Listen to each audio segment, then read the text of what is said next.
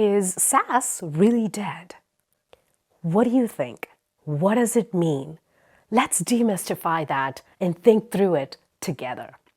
Now, there is no doubt that the amount of innovation that's happening in AI, the AI agents coming up, the software industry is about to undergo its biggest transformation ever. Now, the question is, what is this transformation going to look like? Now, before we dive into any of this, let's first think about SaaS applications. Think about it. What is a SaaS application really? It is really just a database, right, with a fancy interface that then sits on top of every action that you want to do to that database, creating, reading, updating, deleting data from that database, what we call CRUD operations. Sometimes these happen through APIs, sometimes they happen directly, but really what we're doing is interfacing with a database that is then used to offer some sort of service on the top, and that is what we define as a SaaS application. Now think about that same application or the use case of that application in the age of AI. What are you seeing today? Every application that you've been interfacing with in the past is now offering an interface which is more natural language friendly, right? You are asking questions in natural language to get the answers that you need. So most of these applications are going to, over time, adopt these practices where the UI or the UX is becoming natural language or natural language like, right? So these applications are going to use generative AI from the user interface perspective and then offer you the same operation on your database that you were able to do with these apps, but now you have vectorized information. So any database and every database kind of looks similar to this application. And now and those applications are going to be AI agents because they are able to reason and ask questions and go from one step to another step without me intervening in that conversation. Business use case, for example, where let's say a sales rep is trying to understand his customers and who is up for renewal. And so they want to know from their CRM, what are the number of customers, which are these specific customers who are up for renewal and haven't, let's say, renewed in a long time or something along those lines. You're able to just ask that question and get all that information. Earlier, you used to have to look through that, sift through data, and then get that information and then send the email. Now, in this case, the AI agent are going to, one agent is going to go sift through that information about the customers. The second agent is going to draft the email about a customized email for that customer.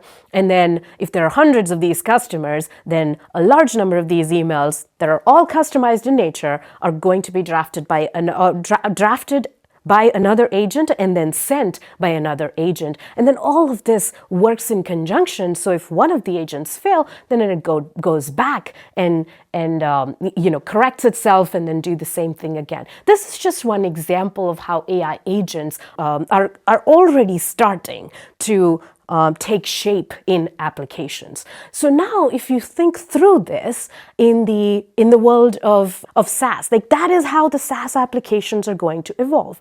My view is that slowly the SaaS applications that are providing one or two capabilities or a few capabilities are going to start to merge with other applications that are providing other capabilities, right? So they start to offer a combination of capabilities. You're going to use AI agents to do that. Your UI interface is going to be natural language like, and then over time, you're going to see more of just that shift. So I'm not saying that SaaS is dead. I basically think that these SaaS applications are going to kind of combine their use cases because you won't really need one use case to be solved by one type of user interface, right?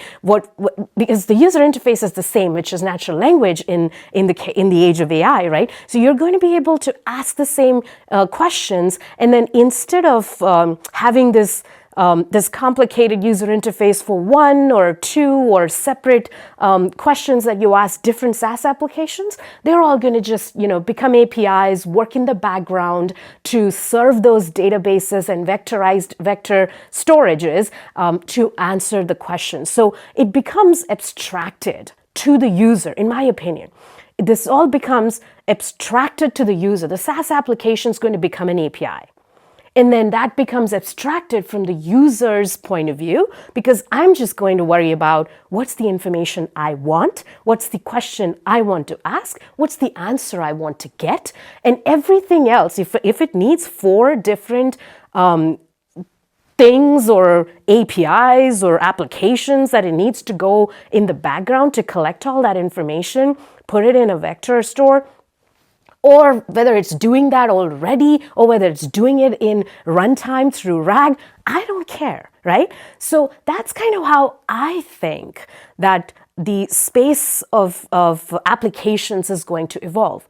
Now, this also means that as developers, if you're an application developer currently growing and learning the space, then you want to really be very well versed in using the right models, learning how to use the AI models in your applications, using the APIs really well. So if you haven't been, if you're a developer, you're most likely using some kind of APIs, but like API management space, APIs in general, the number of APIs that we are going to start to see is going to go high. And I did a video earlier about the large number of APIs that are emerging already as a part of the AI evolution.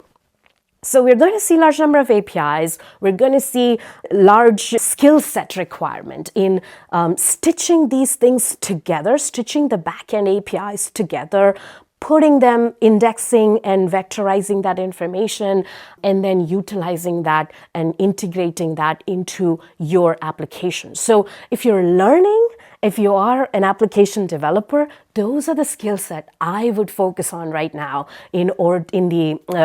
as AI evolves and as you want to continue to evolve with it. So with that, I just want to conclude and say, I don't think SaaS is dead. I think it's just going to be replaced by a large number of APIs, and we're just going to combine all of those things together and create data sets out of them that serve the AI agents, and the UI becomes natural language.